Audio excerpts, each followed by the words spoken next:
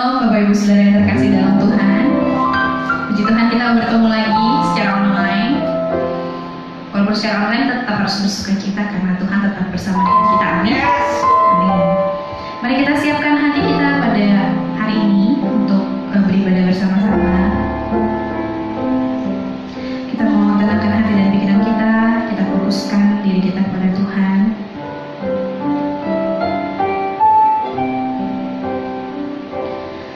Mari kita memuji Tuhan, kita mau naikkan pujian ini. Tuhan, Kau adalah Allah kami yang setia, Tuhan.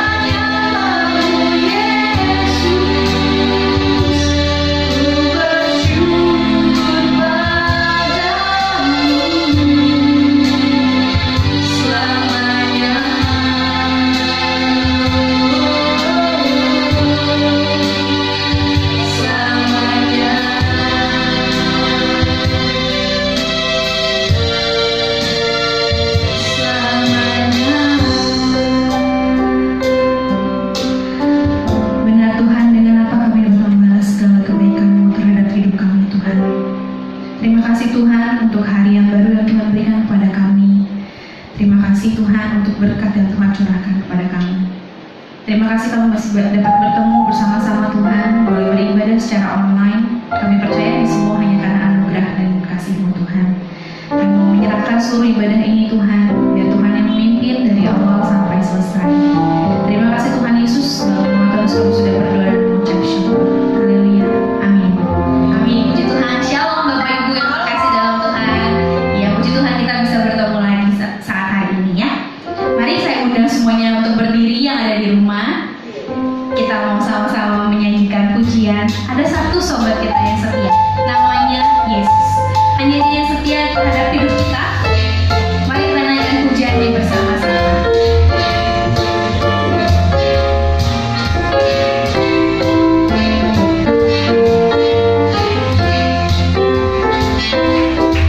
Ada satu sobatku yang setia. Tak pernah Dia tinggalkan diriku. Di waktu aku susah, waktu ku sendirian, Dia selalu menemani diriku. Sekali dari awal. Ada satu sobatku yang setia. Tak pernah Dia tinggalkan diriku. Di waktu aku susah, waktu ku sendirian, Dia selalu menemani diriku. Siapa namanya? Namanya Yesus. Namanya Yesus.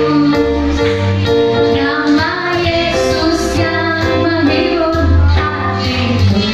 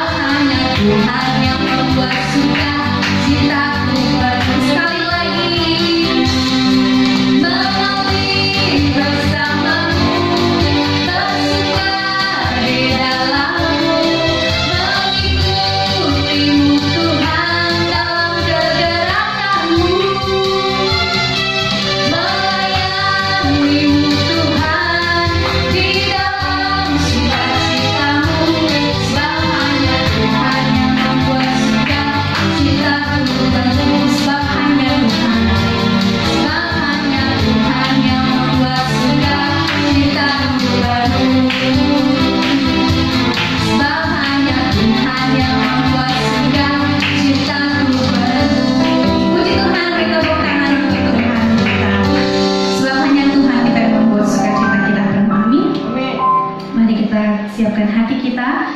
Coba saatnya kita akan mendengarkan firman Tuhan yang akan disampaikan oleh hamba-Nya.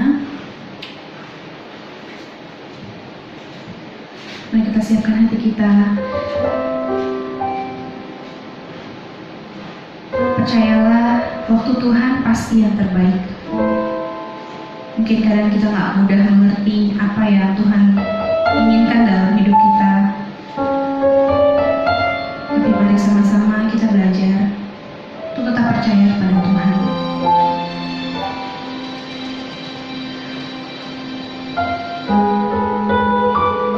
Mari kita naikkan pujian ini. Waktu Tuhan pasti yang terbaik.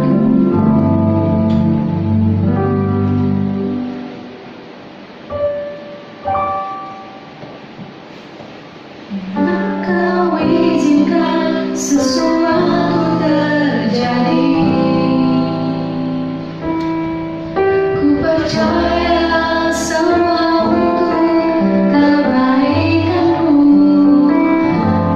Bila nanti telah tiba waktumu, ku percaya kuasa-Mu memulihkan hidupku. Sekali lagi kita katakan, bila Kau izinkan sesuatu terjadi, ku percaya semua untuk kebaikanmu. Bila nanti telah tiba waktumu, ku percaya kuasa-Mu memulihkan hidupku. Tuhan pasti yang terbaik, walau kadang tak mudah dimengerti. Lewati cobaan, ku tetap percaya waktu Tuhan pasti yang terbaik. Katakan sekali lagi. Bila Kau izinkan sesuatu terjadi, ku percaya semua untuk kebaikanmu.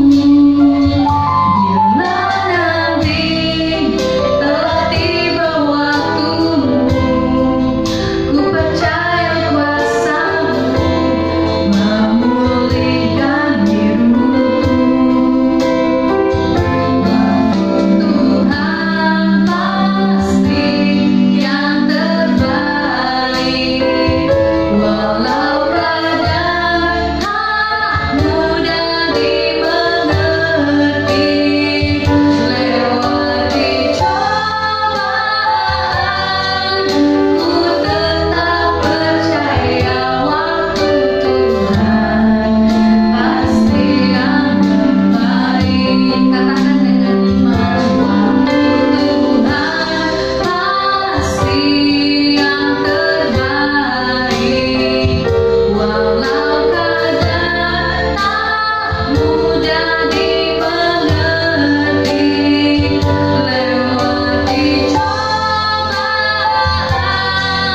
ku tetap percaya waktu Tuhan pasti yang terbaik. Lewati cobaan, ku tetap percaya waktu Tuhan pasti yang terbaik. Lewati cobaan, ku tetap percaya waktu Tuhan pasti yang terbaik.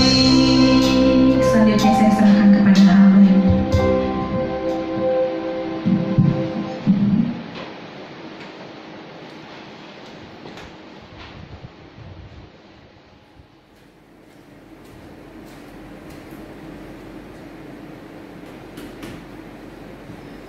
Mari kita sama-sama berdoa. Bapa di dalam surga, kami sampai di saat-saat untuk mendengarkan firman Tuhan. Mari Roh Kudus kuasai pikiran kami, kuasai hati kami, kuasai media apapun yang kami pakai untuk beribadah saat ini, kuasai ruangan dimanapun kami beribadah saat ini. Hanya di dalam nama Yesus kami menyerahkan semuanya ke dalam tangan-Mu. Percaya bersama kita katakan amin. Shalom Bapak Ibu Saudara. Senang sekali bisa bertemu dengan Bapak Ibu Saudara dalam ibadah kita hari ini. Yuk mari kita buka dulu dari Kolose 4 ayat yang ke-6. Kolose 4 ayat yang ke-6. Ayat bacaan kita hari ini Kolose 4 ayat yang ke-6. Bapak Ibu bisa mengikuti dari Alkitab masing-masing atau bisa ikut membaca juga di rumah masing-masing. Saya akan memulai untuk membacakan bagi kita semua. Kolose 4 ayat yang ke-6.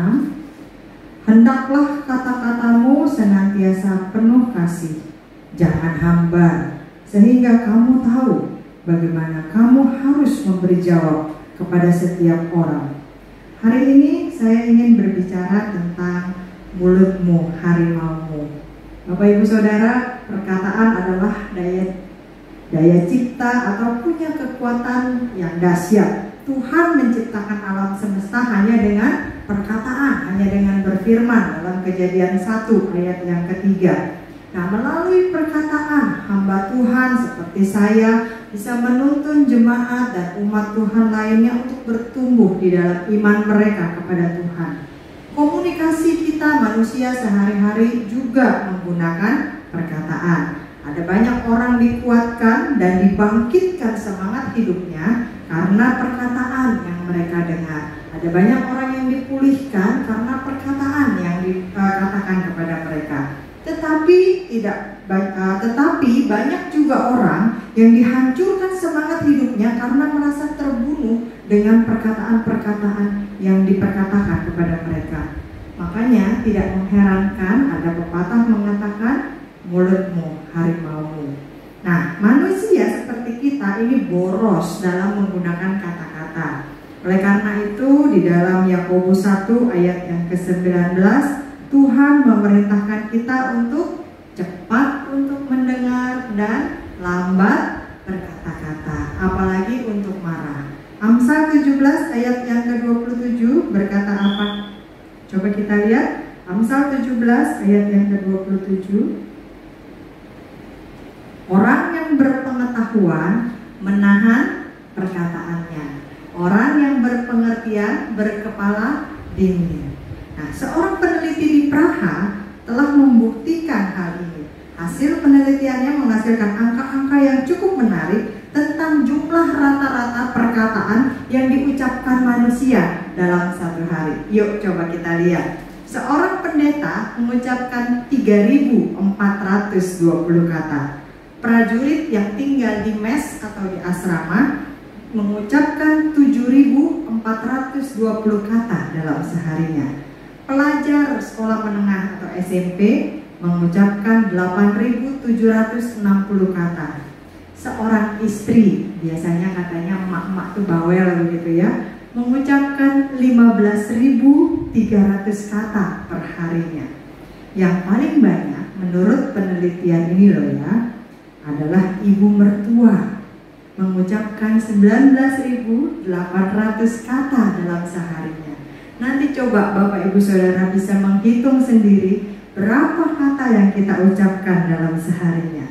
Nah, yang menjadi pemikiran kita hari ini adalah bagaimana seharusnya kita, orang-orang Kristen, menggunakan kata-kata kita, menggunakan mulut kita supaya bisa menghasilkan sesuatu yang efektif. Tadi di ayat yang ke-6 atau 6a dikatakan, hendaklah kata-katamu senantiasa penuh kasih. Nah, ungkapan perkataan penuh kasih dalam ayat ini artinya penuh keramahan, tapi tulus, tidak dibuat-buat. Jangan kalau di gereja shalom sampai bergetar begitu ya, tapi begitu pulang dari gereja shalom begitu, jangan. Kalau di gereja haleluya, haleluya, begitu keluar langsung jadi halilintar. Jangan Bapak Ibu Saudara, harus tulus ceramahnya itu. Perkataan yang diucapkan harus berlandaskan kasih setelah dipikirkan lebih dahulu secara matang. Artinya enggak nyablak atau sembarang ngomong. Pikir dulu sebelum berkata-kata, sehingga apa yang kita ucapkan itu menjadi kebaikan bagi kita yang berbicara atau bagi orang yang mendengarkan perkataan kita. Nah, kata kasih yang dipakai dalam ayat ini berasal dari kata Yunani charis. Artinya pemberian secara cuma-cuma untuk kebaikan si penerima. Jadi diberikan secara cuma-cuma untuk kebaikan yang menerima. Arti lain dari perkataan penuh kasih adalah untuk membangun, menguatkan, menyelamatkan, meneguhkan, menghibur sang pendengar. Nah, Bapak Ibu, setiap manusia dapat memberkati sekaligus mengutuki melalui perkataan yang dia ucapkan. Yakobus 3 ayat 9 sampai yang ke-10. Yuk kita lihat. Yakobus 3 ayat 9 sampai yang ke-10. Dengan lidah kita memuji Tuhan Bapa kita, seperti yang tadi kita lakukan setengah dari ibadah kita. Dan dengan lidah kita mengutuk manusia yang diciptakan menurut rupa Allah. Ayat yang ke-10. Dari mulut yang satu keluar berkat dan kutuk. Hal ini saudara-saudaraku, apa dikatakan? Tidak boleh demikian terjadi. Setiap orang percaya harus berkata-kata untuk menyelamatkan kehidupannya sendiri, serta orang-orang yang mendengarkan dia. Jangan lupa bahwa di sekitar kita orang-orang Kristen banyak saksi yang melihat, ih orang Kristen kok begitu omongannya, ih orang Kristen kok begitu bercandaannya, ih orang Kristen kok begitu marahnya. 1 Timotius 4 ayat yang ke-16 mengajar kita. 1 Timotius 4 ayat yang ke-16. 1 Timotius 4 ayat yang ke-16. Awasilah dirimu sendiri. Artinya jaga hati kita sendiri, jaga mulut kita sendiri, dan awasilah ajaranmu. Perhatikan perkataan kita, bertekunlah dalam semuanya itu, karena dengan berbuat demikian engkau menyelamatkan dirimu dan semua orang yang mendengar engkau. Kalau kita mau jadi saksinya Tuhan, kita mau dikatakan orang Kristen pengikut Kristus, perhatikan ucapan kita, perhatikan kata-kata kita. Kenapa? Karena ada kuasa dalam setiap perkataan. Tuhan memerintahkan umatnya untuk saling memberkati dengan perkataan penuh kasih. Jangan kita sampai setiap hari mengutuki orang lain. Dasar tuh tetangga kurang ajar, dasar supir pemalas, dasar pembantu nggak tahu diri, dasar anak yang bodoh, dasar suami tukang marah, dasar istri cerewet. Dengan tanpa kita sadari, kita sudah mengeluarkan kata-kata kutuk. Kita harapkan anak kita berubah menjadi baik, tapi kita tidak pernah memberikan kata-kata penuh kasih. Kita tidak pernah memberikan kata-kata yang menyemangati dia. Kita harapkan suami kita berubah menjadi suami yang baik, tapi kita terus-menerus mengomeli dia dengan perkataan yang gak enak. Kita harapkan istri kita bisa menjadi istri yang berkurang mungkin cerewetnya atau kedumbalnya, tapi kita tidak pernah memberikan pujian yang menyejukkan hatinya. Kita berharap Tuhan berkenan dengan hidup kita, tapi kita tidak pernah mengucapkan syukur dengan kata-kata yang baik atas semua berkat Tuhan di dalam hidup kita. Perkataan yang penuh kasih, ada kuasa di dalam setiap perkataan, termasuk bagi diri kita sendiri. Jangan bangun pagi udah ribut, dasar hidup gua mah resek kayak begini, gua mah gak bakal pernah senang, gua mah tulang miskin, gak bisa lah gua jadi orang kaya, emang lah gua mah sakit kayak begini, gak bisa sembuh lah udah dari sononya begitu. Jangan, kita ingat oleh bilur-bilurnya Yesus bisa menyembuhkan kita. Ada kuasa dalam setiap perkataan. Jadi perkataan kita harus penuh kasih, bukan cuma terhadap orang lain yang mendengarkan perkataan kita, saudara kita, suami, anak, istri, keluarga kita, tetangga kita, jemaat Tuhan, tapi juga terhadap diri kita sendiri. Jangan kita kutuki, kita puji diri kita sendiri, kita ucapkan kata-kata berkat, kita berkati diri kita sendiri, ucapkan kata-kata penuh kasih, kita menghargai diri kita sendiri, karena diri kita juga adalah ciptaan Tuhan. Lalu di ayat yang ke-6b, perkataan kita itu tidak hambar, tidak tawar, artinya hambar. Nah, ungkapan perkataan tidak hambar sangat menarik Bapak Ibu Saudara. Kalau kita melihat dari bahasa aslinya, itu dari bahasa Yunani halati ertumenos, berasal dari istilah garam. Nah, secara hurufiah artinya seperti telah dibumbui dengan garam. Nah, dengan kata lain, perkataan yang tidak hambar adalah perkataan yang menggarami, memberikan kesan positif, membangkitkan selera untuk memaknai. Pernah gak sih kita ngobrol sama orang, kita kepingin ngobrol, tapi respons atau kata-kata dari orang itu membuat kita menyetop percakapan itu. Ya males dah gua ngomongannya kayak begitu, udah deh mendingan kagak usah ngobrol. Males dah gua ketemu dia, nanti pasti ngomongin orang. Ya males dah gue ketemu dia, pasti ngeluh tentang hidupnya. Ya males dah gue ngasih tahu dia info, nanti responnya pasti negatif. Ya beginilah begitu. Nah, kalau kita pernah ketemu dengan orang-orang seperti itu, atau mungkin kita mulai sadar kita jadi orang seperti itu, artinya perkataan kita menjadi perkataan yang hambar, perkataan yang tawar, perkataan yang tidak memberi citra yang positif. Nah, perkataan yang hambar itu sama seperti garam, kalau udah jadi tawar, nggak ada lagi gunanya selain dibuang dan diinjak orang. Matius 5 ayat yang ke-13, yuk kita lihat. Matius 5 ayat yang ke-13. Matius 5 ayat 13. Kamu adalah garam dunia. Jika garam itu menjadi tawar, dengan apakah ia diasinkan? Tidak ada lagi gunanya selain dibuang dan diinjak orang.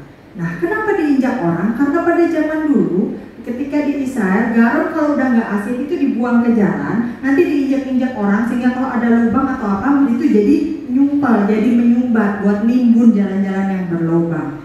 Nah, Bapak Ibu Saudara, ada 3 fungsi garam yang mendasar. Kita tahu kalau kita mau mengawetkan sesuatu, kita kasih garam. Contohnya, vas bunga kalau ditaburi garam, katanya bunganya akan lebih awet kesegarannya ketimbang cuma diisi air aja. Silahkan dicoba nanti di rumah.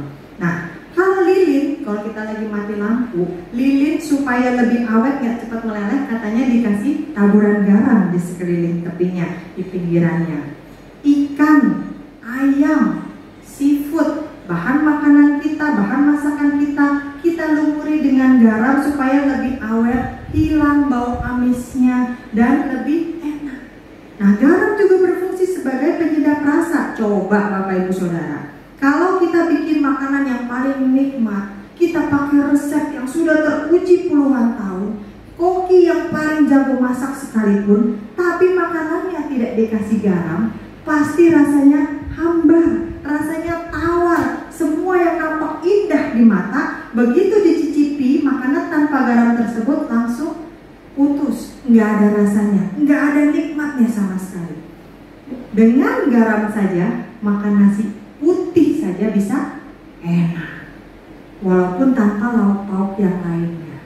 Nah, artinya apa? Garam itu sangat berfungsi untuk menyedapkan rasa. Kemudian garam juga bisa berfungsi sebagai pemutih karena warnanya putih, mengkilap, jernih, seringkali dijadikan gambaran untuk kemurnian dan kesucian hidup orang-orang Kristen. Konon katanya ular itu takut sama garam. Konon katanya begitu ya. Jadi kalau kita berkemah atau di sekitar rumah kita ada ular, konon katanya disuruh taburi garam begitu ya. Artinya apa? Bila perkataan kita tidak hambar, bila perkataan kita tidak tawar, maka ular, lambang dari setan itu akan menjauh dari kita. Begitu kira-kira.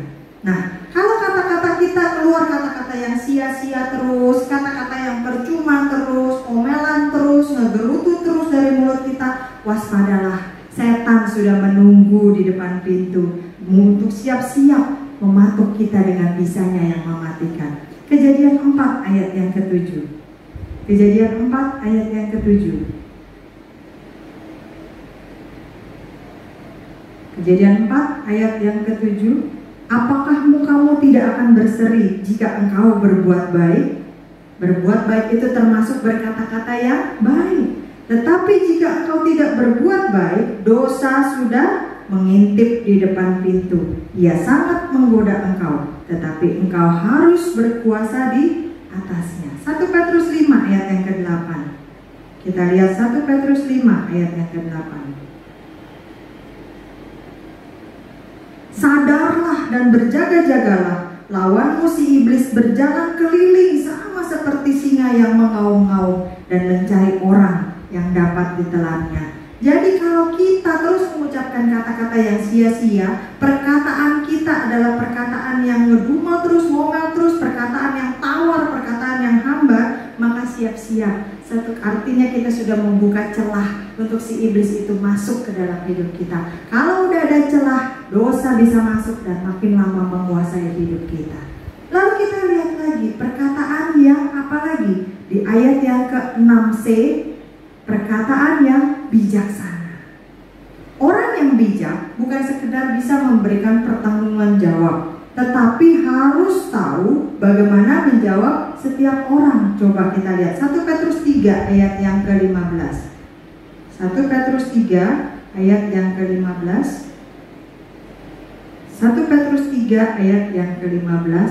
Tetapi kuduskanlah Kristus di dalam hatimu sebagai Tuhan, dan siap sedialah pada segala waktu untuk memberi pertanggungan jawab kepada tiap-tiap orang yang meminta pertanggungan jawab dari kamu tentang pengharapan yang ada padamu. Tetapi haruslah dengan lemah lembut dan hormat. Orang yang bijak adalah orang yang cepat untuk mendengar, tapi lambat untuk berkata-kata. Nah, ini seringkali kebalikan dari kita ya Bapak Ibu Saudara. Seringkali ketika kita mendengar berita, belum selesai kita dengar, langsung kita respon, langsung kita jawab, oh begini. Nah, saya paling ingat dengan kejadian kalau dulu di TVRI itu sering ada cepat tepat, cerdas cermat begitu ya. Anak-anak sekolah di grup-grupin, di kelompok-kelompokin untuk berkompetisi atau berlomba. Ada terdiri dari 3 grup, satu grup terdiri dari 3 orang. Nah, biasanya ada sesi untuk tanya jawab yang dilempar, siapa cepat-cepat gitu. Yang cepat langsung pencet bel, langsung bisa jawab. Nah, biasanya kalau yang salah jawab itu nilainya akan dikurangi, poinnya diminus begitu.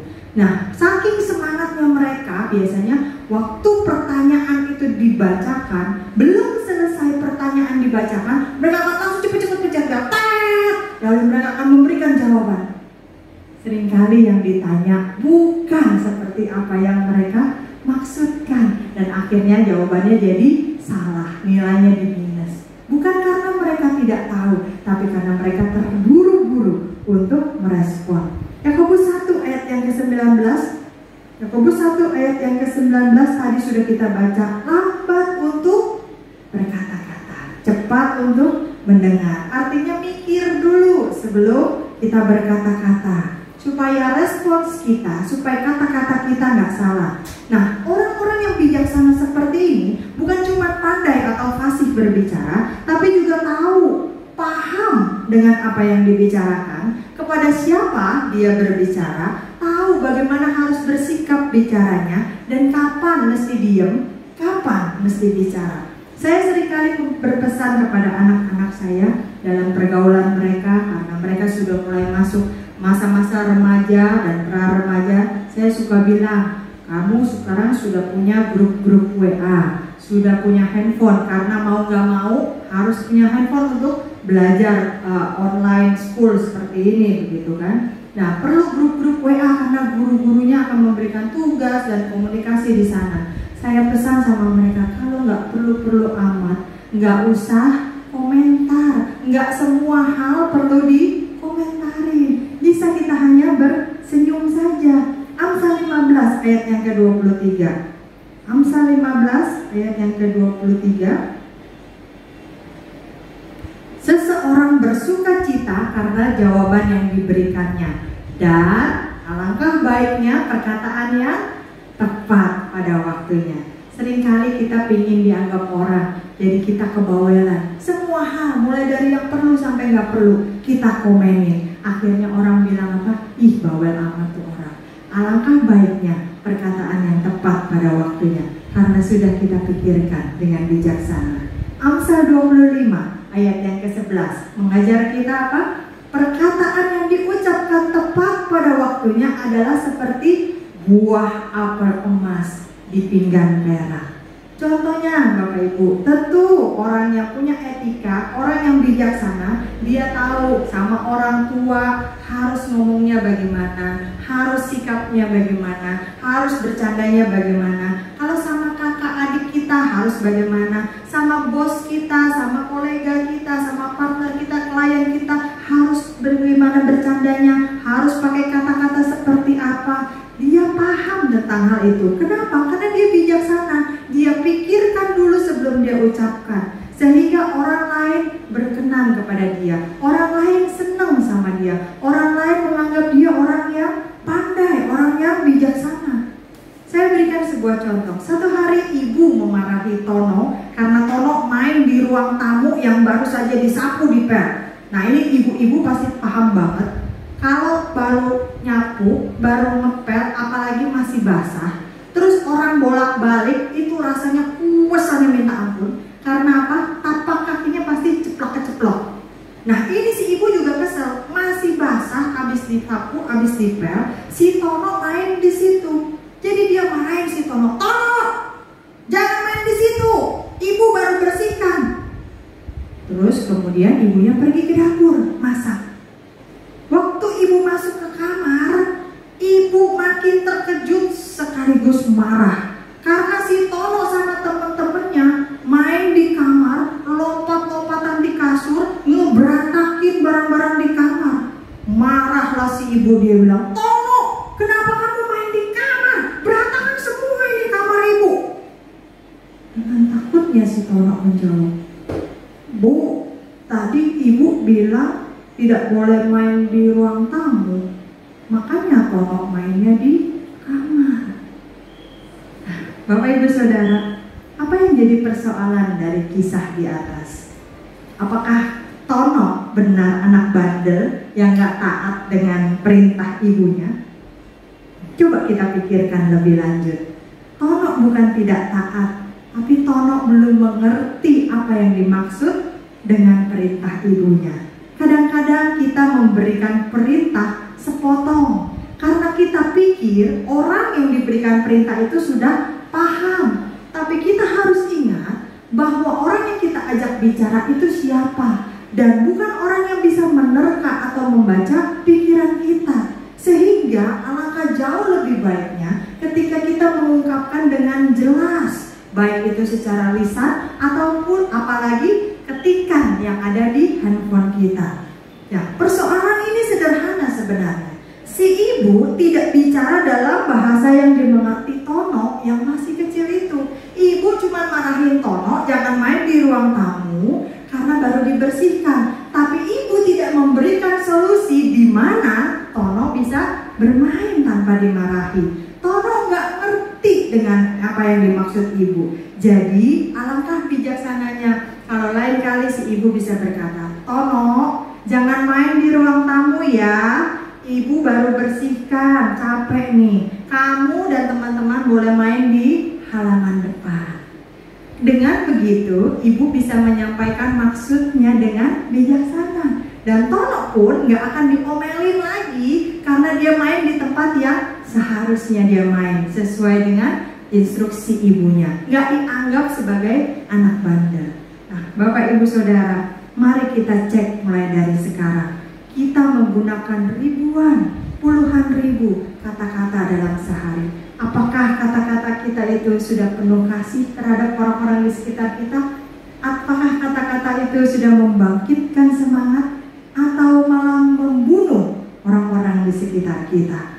Apakah kata-kata itu menjadi kata-kata yang enak memberikan kesan positif ketika orang bicara dengan kita, atau malah bikin orang malu males ngomong sama kita dan menghindari kita?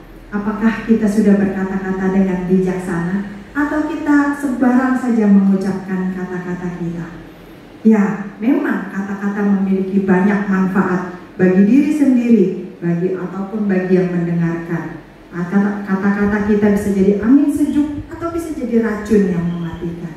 Beberapa orang tertimpa bencana atau kecelakaan, terpeleset, tergelincir karena kakinya. Tetapi lebih banyak orang yang tertimpa masalah karena terpeleset lidahnya. Bapak Ibu Saudara, kalau kaki yang tergelincir mungkin bisa sembuh lebih cepat. Tapi kalau lidah yang terpeleset, kepala kita bisa hilang. Satu kali ada seorang anak ini menggunakan kata-katanya dengan sembarangan. Dia melukai teman-temannya, dia melukai papa mamanya, dia melukai adik dan kakaknya. Lalu kemudian si bapak mengajak anaknya ini pergi ke halaman belakang. Dia ambil sebuah papan di sana, dia ambil sebuah martil, dan dia berikan seember paku di sana.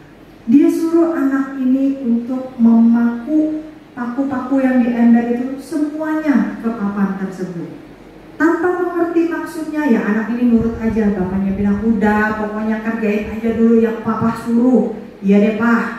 Akhirnya dia kerjain semua. Udah selesai seember paku itu dipakuin semua. Terus bapaknya bilang, sekarang kamu cabut lagi semua paku-paku tersebut. Si papa ini kurang kerjaan kali. Tadi disuruh paku-pakuin, sekarang disuruh cabut-cabutin. Udah kamu kerjain aja dulu. Anak ini pun ikutin kemauan papanya. Dicabutin lagi semua paku-pakunya. Dan papanya bilang, sekarang kamu lihat apa yang terjadi dengan papan itu? Bolong-bolong lah pak, kan tadi habis dipaku. Itulah yang terjadi kalau kamu tidak menggunakan kata-katamu dengan bijaksana. Itulah yang terjadi kalau kamu mengeluarkan kata-kata yang sia-sia.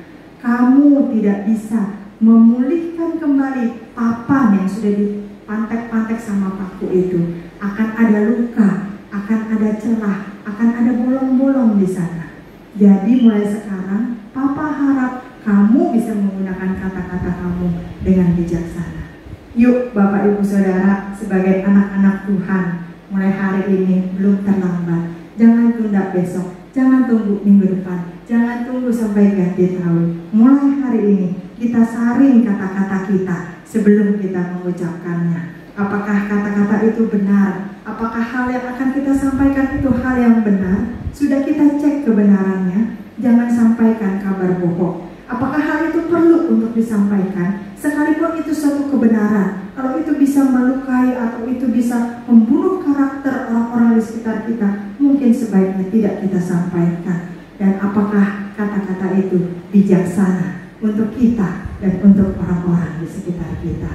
Saya percaya firman ini kembali mengingatkan kita.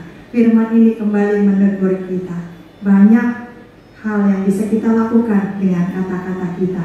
Mari kita minta Roh Kudus untuk memberi kita hikmat, terus membimbing kita supaya kita bisa terus berjalan di dalam apa yang Tuhan mau.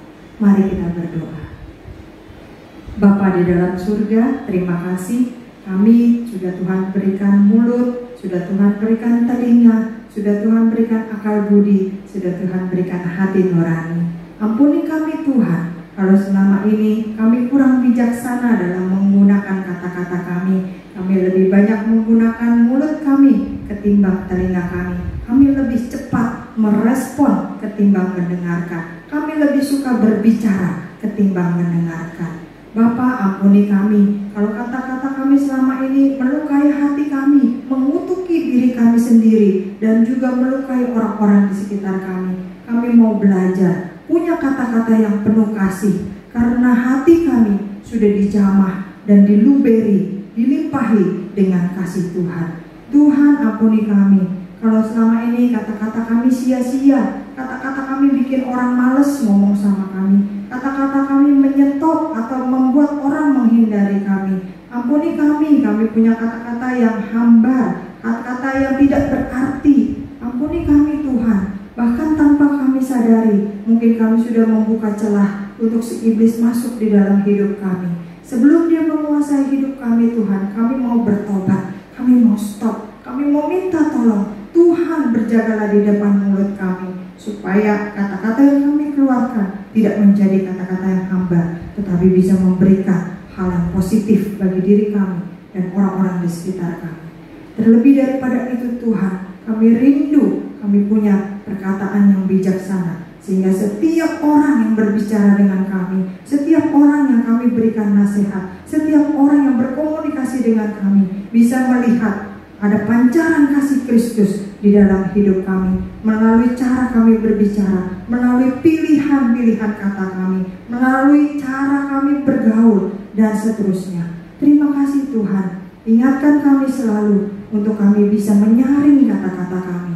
Apakah hal itu benar, apakah hal itu perlu, dan apakah hal itu bijaksana untuk disampaikan. Bapa di dalam surga, melakukan firman-Mu tidak semudah mendengarkannya. Kami mengundang Roh Kudus untuk terus membimbing, mendidik kami, mengayomi kami, sehingga kami bisa menjadi pelaku-pelaku firman yang baik, bukan hanya sekedar pendengar saja. Terima kasih Tuhan, hanya di dalam nama Yesus kami menyerahkan semuanya ke dalam tangan. Yang percaya bersama kita katakan, amin. Saya kembalikan.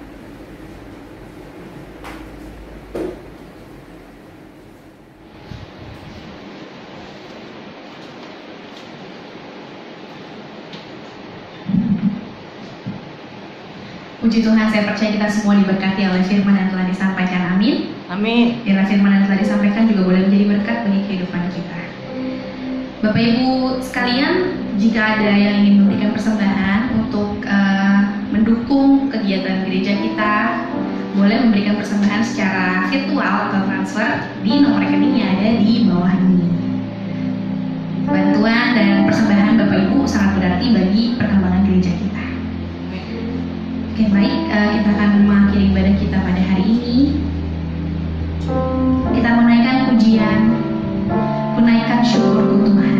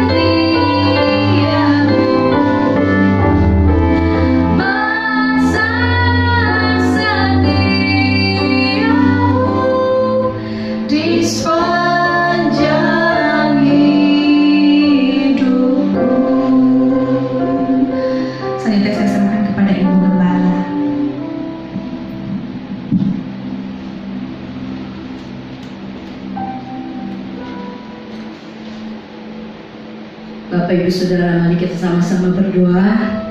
Tuhan Yesus, kami bersyukur dan berterima kasih pada kesempatan ini Tuhan, Engkau berikan kami untuk menaikkan doa-doa kami Tuhan. Pada saat ini kami berdoa untuk bangsa dan negara kami, bangsa negara Indonesia Tuhan, di mana kami tinggal, di mana kami hidup sampai saat ini. Engkau yang melihat keadaannya Tuhan, Engkau yang tahu juga keadaannya Tuhan. Dan kami bersyukur kalau Tuhan sudah pakai Bapak Presiden Jokowi bersama Wakil Makhluk Arif, amin Tuhan, untuk untuk memimpin 1 tahun telah berlalu Tuhan. Terima kasih Kau berikan kerjasama yang baik, biarlah untuk hari-hari selanjutnya juga Tuhan berikan mereka kekompakan di dalam memimpin bangsa Indonesia ini, bersama para menteri, para aparat, Tuhan, para kabinet. Mereka boleh bersatu hati untuk memimpin bangsa dan negara Indonesia ini untuk lebih maju, untuk lebih bertahan Tuhan. Terima kasih Bapak, kalau Kau sudah memilih Bapak Presiden Jokowi dan Mahmud Amin Tuhan. Biarlah Tuhan pakai dia untuk selanjutnya, untuk tahun-tahun selanjutnya Tuhan. Kau tetap berikan kekompakan, kesatuan hati, bahkan Kau berikan hikmat apa yang harus mereka lakukan. Kau juga lihat Tuhan, setiap hari ada demo. Biarlah Tuhan para aparat boleh menangani demo ini Tuhan. Demo tetapi mereka tidak brutal, demo tetapi mereka dengan tertib Tuhan, sehingga tidak menimbulkan hal-hal yang tidak baik Tuhan. Kami serahkan bangsa dan negara Indonesia ini ke dalam tangan Tuhan. Tuhan, Kau lihat juga masyarakat yang kena positif COVID-19. Mereka terkapar di rumah sakit, mereka terbaring di rumah sakit Tuhan. Kami mohon belas kasihan-Mu Tuhan. Biarlah Kau menjenguk mereka Tuhan, Kau melawat mereka, Kau memberkati, Kau mengurapi mereka Tuhan. Dengan urapan-Mu Tuhan, mereka boleh mempunyai kekuatan yang baru, mempunyai semangat yang baru Tuhan. Bahkan mereka punya harapan dan mereka percaya dengan lawatan Tuhan. Mereka boleh mendapat kesembuhan daripada-Mu, mereka boleh dipulihkan Tuhan, sehingga setiap hari yang positif boleh menjadi negatif Tuhan, yang negatif boleh melebihi kasus Tuhan, sehingga setiap hari yang negatif boleh bertambah terus Tuhan.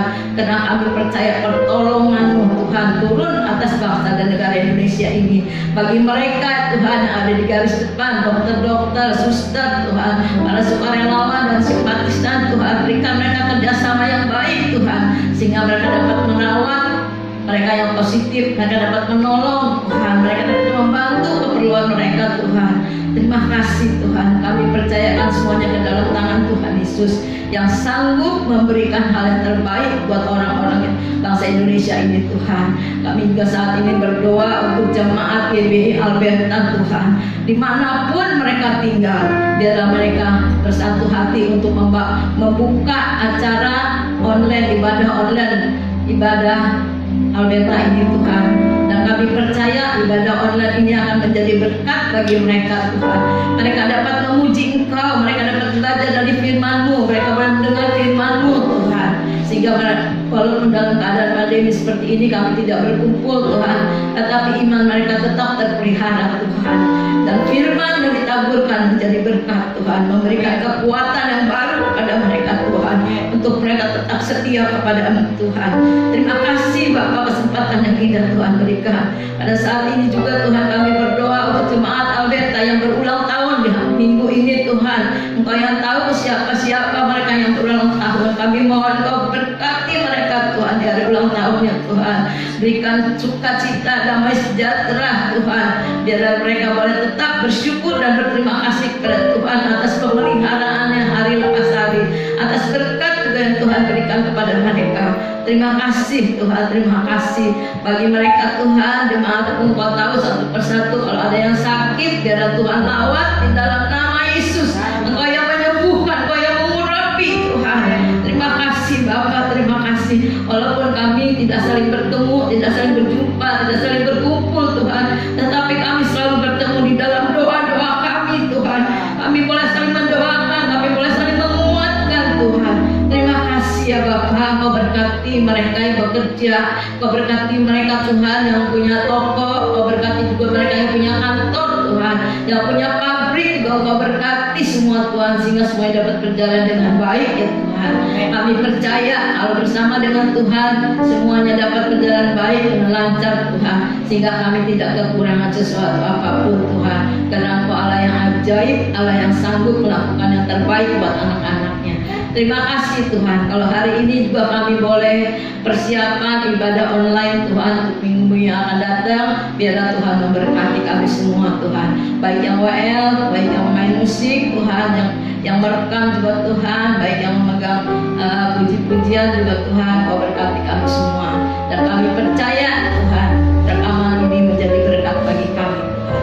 Terima kasih ya Bapak, terima kasih untuk kesempatan dan waktu yang Tuhan berikan kepada kami. Terpujilah nama-Mu Tuhan Yesus dari kekal sampai kekal. Dalam nama Yesus kami berdoa dan bersyukur. Bapak Ibu Saudara yang dikasihi Tuhan, pulanglah dan terimalah berkat Tuhan. Turunlah kiranya atas saudara-saudara semua kasih karunia dan damai sejahtera dari Allah Bapa, pengampunan dan kasih sayang dari Tuhan Yesus Kristus, penghiburan, penyertaan, bahkan pimpinannya dalam kuasa Roh Kudus memimpin kita semua mulai saat ini sampai Maranatha Yesus datang yang kedua kali. Di dalam nama Tuhan Yesus kami sudah berdoa dan bersyukur. Haleluya. Amin.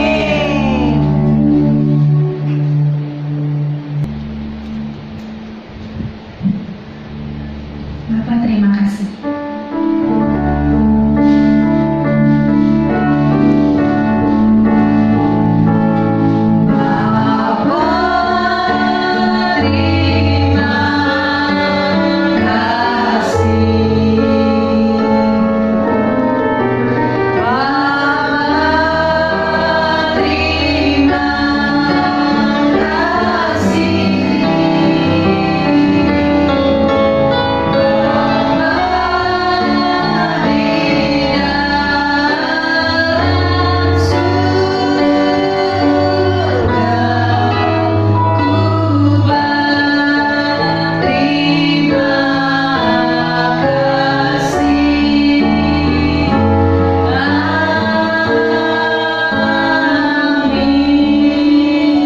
Puji Tuhan, ibadah telah